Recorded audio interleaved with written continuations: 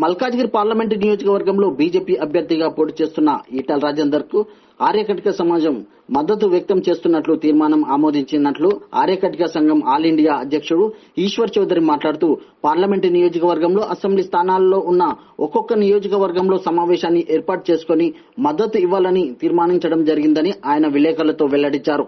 హైదరాబాద్ బోయిన్పల్లిలోని తన నివాసంలో విలేకరులతో మాట్లాడుతూ ఈటల రాజేందర్ బీసీ కులాలకు చెందిన వాడని, అణగారిన వర్గాలకు, వెనుకబడిన వర్గాలకు చేతనిస్తూ ప్రజా సంక్షేమం కోరే వ్యక్తి.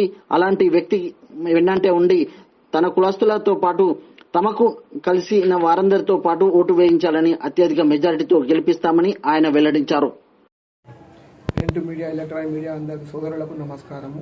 నా పేరు కళ్యాణ్ గారు ఈశ్వర్ చౌదరి. నేను ఆర్యకటిక సేవా సమితి రాష్ట్ర అధ్యక్షుడిని.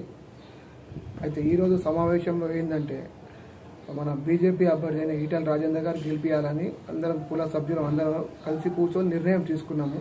కుత్బుల్లాపూర్, కుకుడుపల్లి, కంటోన్మెంటు, ఉప్పల్ 4 కాన్స్టిట్యున్సీలలో ఆల్రెడీ అందరూ సమావేశాలు పెట్టుకొని నిర్ణయం తీసుకోవడం జరిగింది.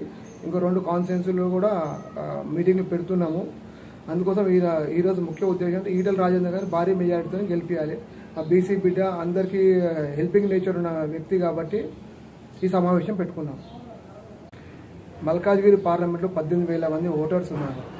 అందరితో ఇప్పుడు 4 కాన్స్టిట్యున్సీలలో అందరితో కూర్చొని మీటింగ్ పెట్టుకున్నాము. ఏకగ్రీవ తీర్మానం చేశారు అందరు కలిసి. అట్లా నా ఒక్క నిర్ణయం కాదు, కుల సభ్యులు అందరిది నిర్ణయం అన్నమాట. ఆయన పార్లమెంటు సభ్యునిగా రేపు గెలిస్తే మీ సమస్యలు ఏమన్నా ఆయన దృష్టికి తీసుకుపోయారు? తప్పకుండా. గతంలో హెల్త్ మినిస్టర్ ఉన్నప్పుడు కూడా చేశారు, ఇప్పుడు కూడా చేస్తారని ఒక నమ్మకంతోనే నిర్ణయం తీసుకున్నాం. ఈ విషయాన్ని దృష్టికి తెచ్చారు, ఆల్రెడీ మాట్లాడాము. అన్నగారు కూడా ఇప్పుడు మా ఇంట్లోనే ఉంటారు అనే ఒక నమ్మకం, పూర్తి విశ్వాసం ఉంది.